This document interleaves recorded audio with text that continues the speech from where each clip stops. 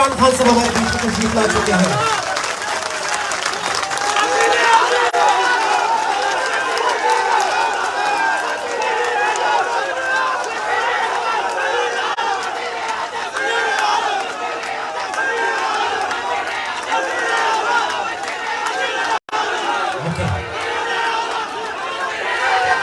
जी बिस्मिल्लाह, time बहुत कम रह गया, बैठ जाइए बैठ जाइए बैठ जाइए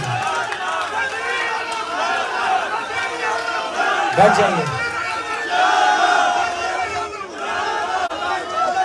ओके, अगर आप चाहते हैं कि इमरान खान साहब से खिताब करें तो अपनी अपनी जगहों पर बैठ जाइए, वरना आप ही बात करते रहेंगे। बैठ जाइए सब बैठ जाइए। अल्लाहू अकबर। बिस्मिल्लाहिर्रहमानिर्रहीम।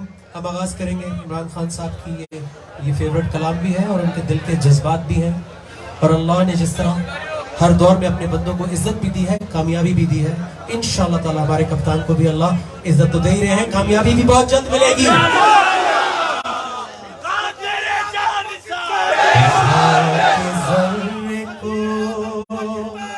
उठा के ज़र्रे को आफ़ताब बनाने वाले, अपने बंदों पे रहमत लुटाने वाले, उठा के ज़र्रे को आफ़ताब बनाने वाले, अपने बंदों पे रहमत लुटाने वाले, उठा के ज़र्रे को। मैं बड़ी शान से जीता हूँ कि रहमान है तू, मैं बड़ी शान से जीता हूँ कि रहमान है तू, मायूस नहीं करता, कभी मायूस नहीं करता, ऐसा निभाने वाले, कभी मायूस नहीं करता, ऐसा निभाने वाले, उठा के ज़र्रे को। करे कोशिश हजार दुश्मन भी, करे कोशिश हजार दुश्मन भी, मिट गए हैं हमेशा, मिट गए हैं हमेशा, तेरा नाम मिटाने वाले, उठा के ज़र्रे को।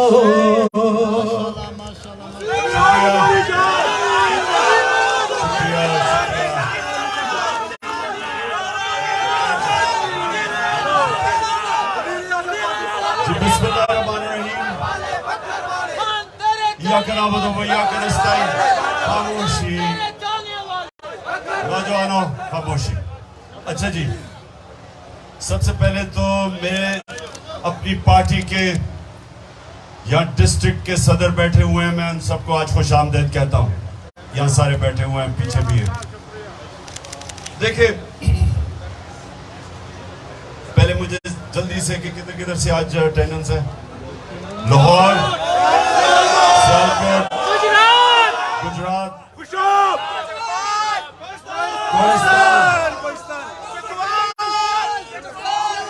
डिस्ट्रिक्ट प्रेसिडेंट हमारे साहिबान, खुशाब, चारों लोग खुशाब से सिर्फ। तुम क्या मुकाबला करोगे अगर यहाँ हमला हो गया? चार लोगों ने क्या? अच्छा आगे बकर, अटक,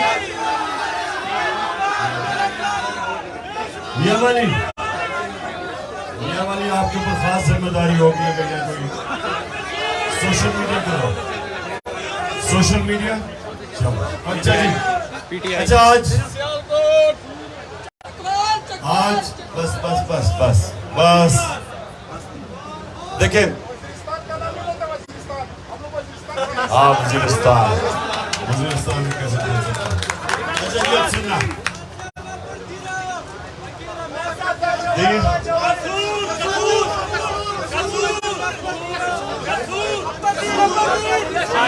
किसूर, अच्छा किसूर, अच्छा जी सुने, शाबाश। अब सुने, देखिए मैं फिर से अपने नौजवानों, आपको मेरा जो आज पैगाम रमज़ान के महीने में कि अल्लाह ने आप सबको सलाहियत दी है लीडर बनने के लिए। आप अल्लाह की सबसे अजीम मखलूक हैं। मसला ये है कि हमें पता ही नहीं, हम जिंदगी से गुजर जाते हैं, इस चीज़ का इल्म ही नहीं हमें होता कि अल्लाह ने हमारे में कितनी सलाहियतें दी है। जो भी इंसान है वो लीडर बन सकता। आप सब, आप तहरीक इंसाफ के कारकुन हैं, आप सब लीडर बन सकते हैं।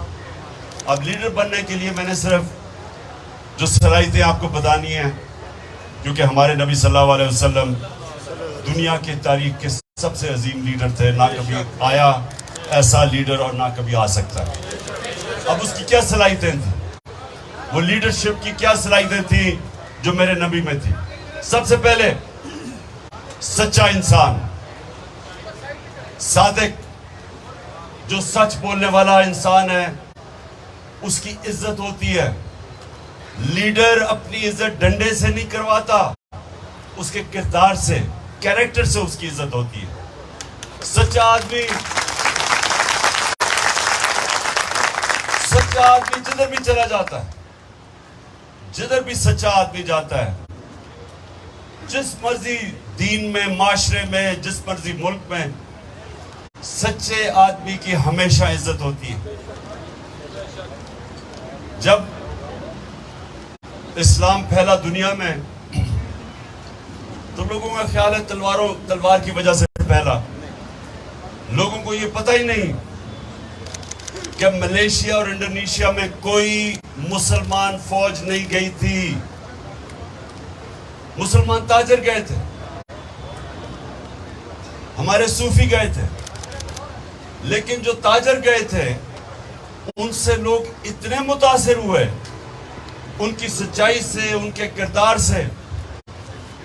नाप तोल में, क्योंकि कुरान में हुक्म है कि आप उसमें 2 नंबरी नहीं करेंगे, तो उनके कैरेक्टर से, उनकी ईमानदारी से लोग उनको देख के मुसलमान हुए।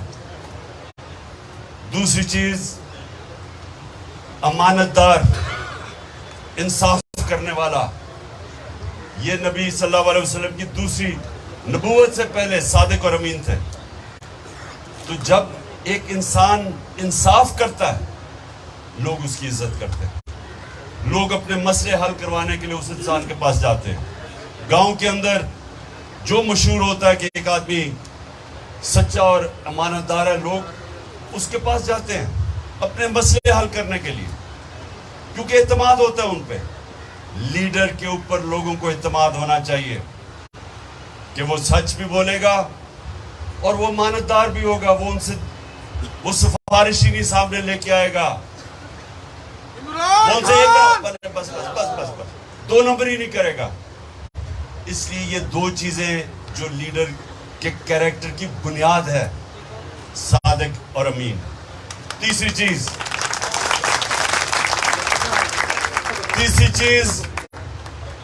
कि एक बुज़दिल आदमी लीडर नहीं बन सकता। वो एक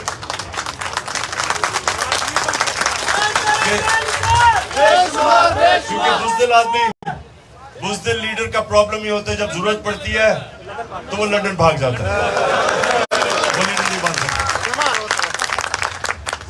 और सुनो, एक बड़ी अच्छी कहावत है, कहते हैं नेपोलियन ने कही थी, वो बहुत बड़ा एक जनरल था। वो कहता है कि 100 शेरों की फौज जिसका सरदार गीदड़ हो, वो हार जाएगी 100 गीदड़ों की फौज जिसका सरदार शेर हो। यानी कि एक मुल्क में जब एक सरबरा डरपोक होता है, बुज़दिल होता है, वो सारे मुल्क को ही नीचे ले जाता है।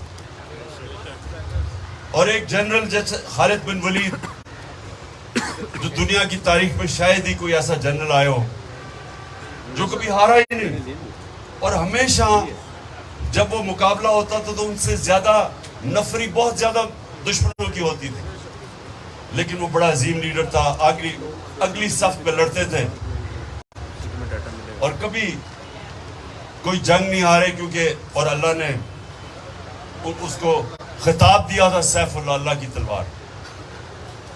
लेकिन सारे जितने भी बड़े लीडर थे, बाबर था जो पहला मुगल बादशाह था, वो भी खुद फ्रंट रो पे लड़ता था, दलेर था। जो भी बड़ा, जिसने भी बड़े काम किए, वो पहले अपने खौफ को काबू पाता है, फिर वो लीडर बनता है।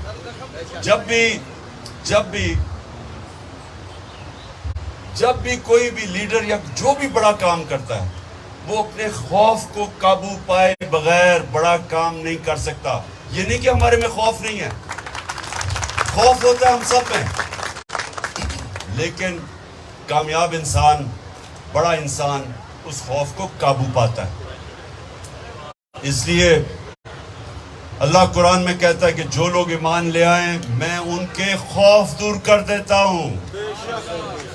ये बहुत बड़ी बात है, ये समझे ये आयत। नारे तकबीर, अभी नहीं वो टाइम कम है, कितना रह गया टाइम? 10 मिनट रह गए, जरा मैं बात खत्म करूं। ये बड़ा आपको समझने की चीज है कि खौफ हम सब में होता है, लेकिन कामयाब इंसान अपना खौफ के ऊपर काबू पाता है। आपको पता है आज तक कोई बड़ा बिजनेसमैन ही नहीं बना जो नुकसान से डरता हो, नुकसान करने से बिजनेस में डरता हो। वो रिस्क लेता है, बड़ा बिजनेसमैन बड़ी रिस्क लेता है, बड़ा इंसान बड़ी सोच रखता है, बड़ा इंसान बड़े फैसले करता है। और बड़ा फैसला क्यों हर कोई नहीं कर सकता? क्योंकि लोग डरते हैं, अगर वो फैसला अगर वो कामयाब नहीं होता, वो फेल हो जाते हैं, उससे डरते हैं। जो आदमी हारने से डरता है वो कभी जीतना नहीं चाहता, उसको जीतना ही नहीं आता। हार से जो डरता है वो जीत नहीं सकता।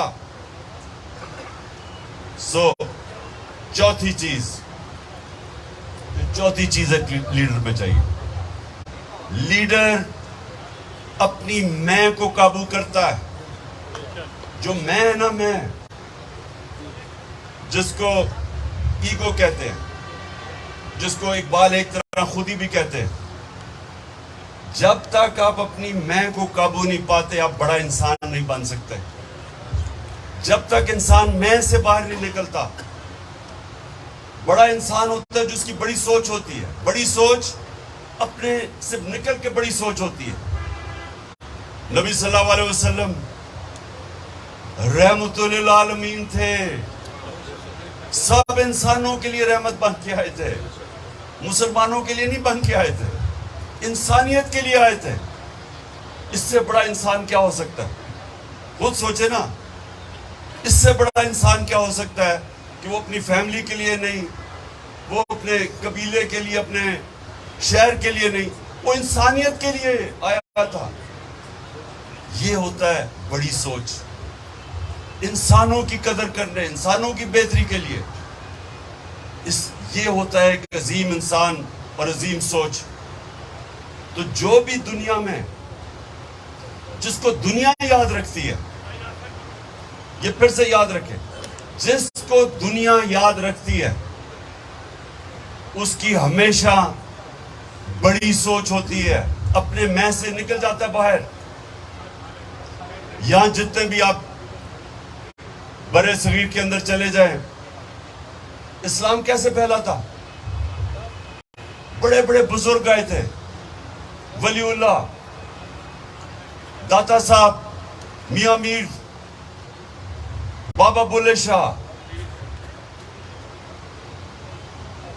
निजामुद्दीन औलिया, मोइनुद्दीन चिश्ती, ये बड़े बड़े लोग थे। आज भी आप चले जाएं तो लाखों लोग उनके मजार पे आए हुए होते हैं।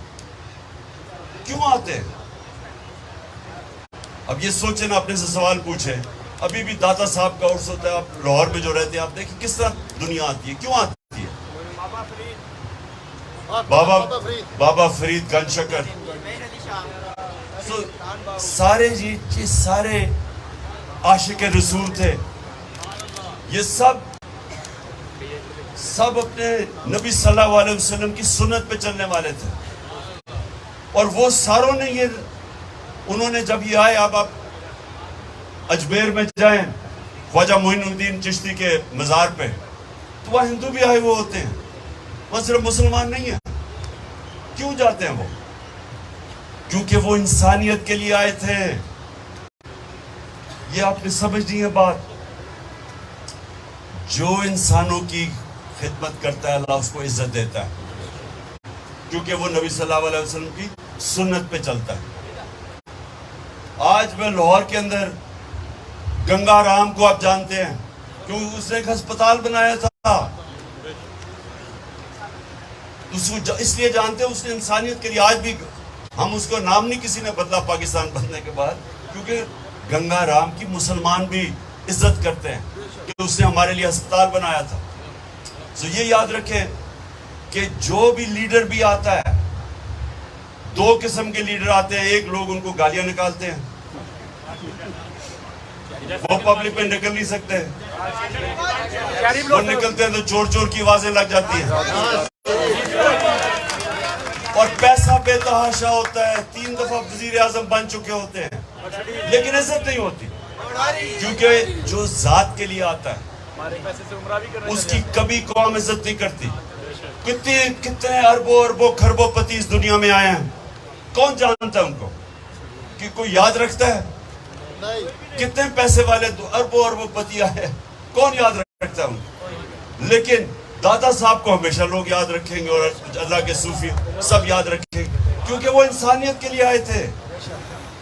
नबी सल्लल्लाहु अलैहि वसल्लम आखिरी खुतबा अरफात के ऊपर आखिरी खुतबा देते हैं।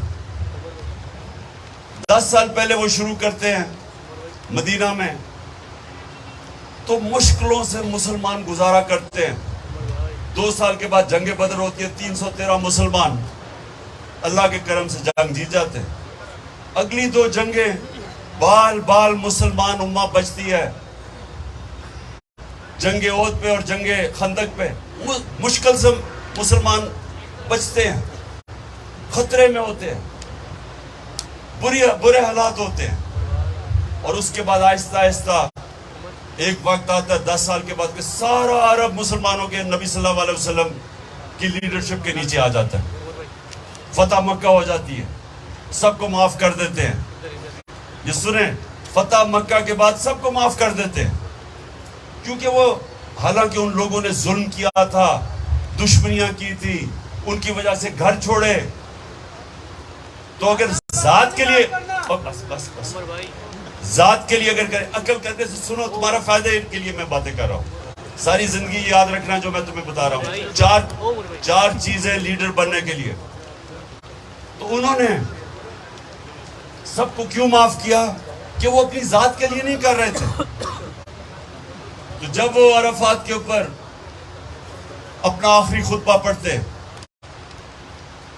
तो जब खुतबा खत्म करते हैं तो लाख लोग सामने जमा हुए होते हैं, तो कहते हैं, सबसे पूछते हैं कि अल्लाह को गवाह रख के सब ये बताओ कि मैंने दयानतदारी से अल्लाह का पैगाम आपको दिया।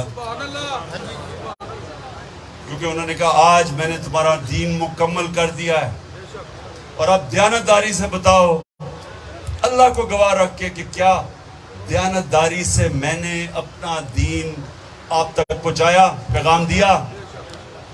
तो सारा आहिस्ता आहिस्ता जब आवाज पीछे तक जाती है, तो लाख लोगों की आवाज आती है कि हाँ नबी। सब कहते हैं दिल से कि हाँ नबी, आपने दयानतदारी से अल्लाह का पैगाम हमें पहुंचाया। और फिर रोना शुरू कर देते हैं लोग। लाख लोगों के आज रोने की आवाज आनी शुरू हो जाती है। क्यों? क्यों आती है? और ये समझने की बात है कि जब एक इंसान अपनी ताकत के अरूज पे होता है, मुश्किल तरीन वक्त गुजार के ऊपर पहुंचता है, तो उसको तो फिर सोचना चाहिए था कि तो मैं मुश्किल वक्त गुजारा हूं, अब तो पैसा भी आ रहा है बैतुल माल में, अब तो सारा अरब मेरे नीचे है, तो अब तो मैं बड़े बड़े महल बनाऊं, सारे महल बनाऊं या लंदन में फ्लैट लूं। लेकिन दुनिया के अजीम लीडर, उनको वो उसी मस्जिद नबी में थे, कोई अपनी रिहाइश नहीं बदली, कोई रहन सहन नहीं बदला, वैसे ही रहे, क्योंकि जात के लिए नहीं आए थे वो। और उन्होंने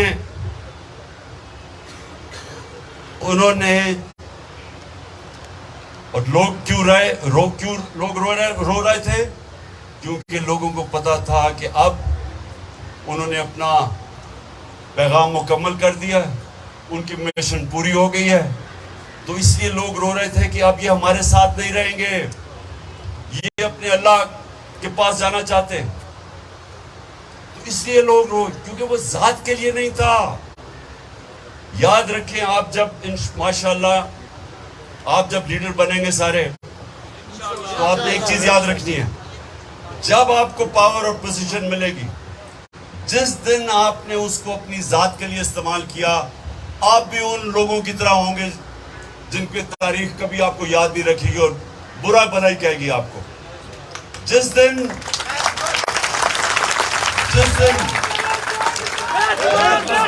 रोजा खुलने लगा, जिस दिन आपने ये समझा कि अल्लाह ने मुझे जिम्मेदारी दी है और अपने नबी सल्लल्लाहु अलैहि वसल्लम के कदमों पे, उनकी शरिया पे, उनकी सुन्नत पे चल के आपने उसको एक जिम्मेदारी समझ के इंसानियत के लिए मदद करने के लिए निकले, तो आपकी सियासत इबादत बन जाएगी, वो इबादत में शामिल होगी और आपकी लोग इज्जत करेंगे।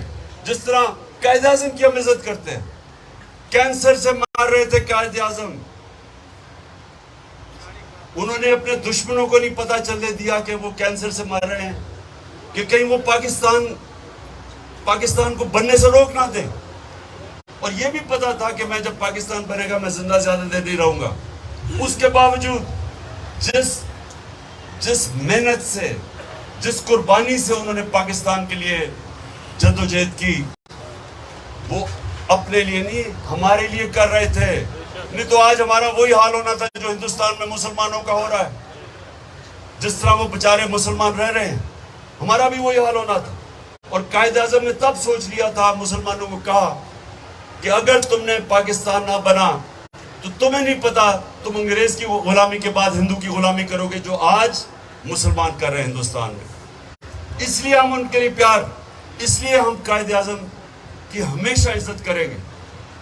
और इसीलिए नेल्सन मंडेला की साउथ अफ्रीका में हमेशा इज्जत होगी, क्योंकि वो उसने 27 साल जेल गुजार के सबको माफ कर दिया, क्योंकि उसका भी मकसद अपनी जात से बड़ा था। दुआ कर लें, हाथ उठाएं। सबसे पहले अल्लाह पाकिस्तान को वो मुल्क बना जो मदीना के रियासत के असूलों के ऊपर, मदीना के असूलों के ऊपर खड़ा हो और एक अजीम कौम बने। अल्लाह पाकिस्तान में जो सबसे जरूरी चीज हमें चाहिए, अदल और इंसाफ और कानून की हुक्मरानी, और अल्लाह पाकिस्तान वो मुल्क बने जो कोई पाकिस्तानी, जो भी उसका मजहब हो, कोई पाकिस्तानी रात को भूखा ना सोए। और ये आखिर में, ये मेरे यहाँ कोहिस्तान से भी आए हुए हैं वो लोग, जिधर नौकरियां ढूंढने के लिए बाहर जाते हैं, अरब मुमालिक में जाते हैं, बीवी बच्चों को सालों के लिए छोड़ के चले जाते हैं, माँ बाप को। तो पाकिस्तान को अल्लाह वो मुल्क बना, इतना खुशहाल मुल्क बना कि बाहर से लोग पाकिस्तान में नौकरियां ढूंढने आए। आमीन।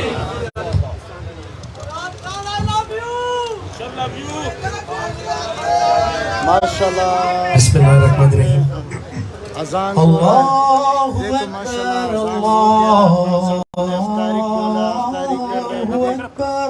ये अल्लाहु अकबर अल्लाहु अकबर अशहदु अन ला इलाहा इल्लल्लाह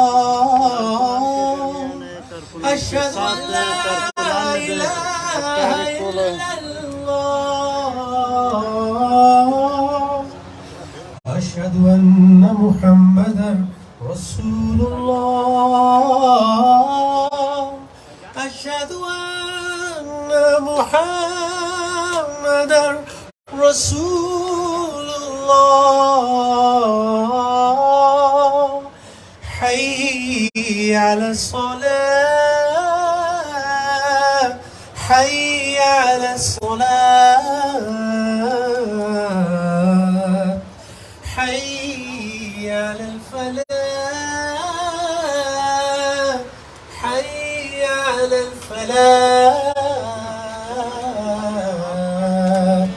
अल्लाहु अकबर अल्लाहु अकबर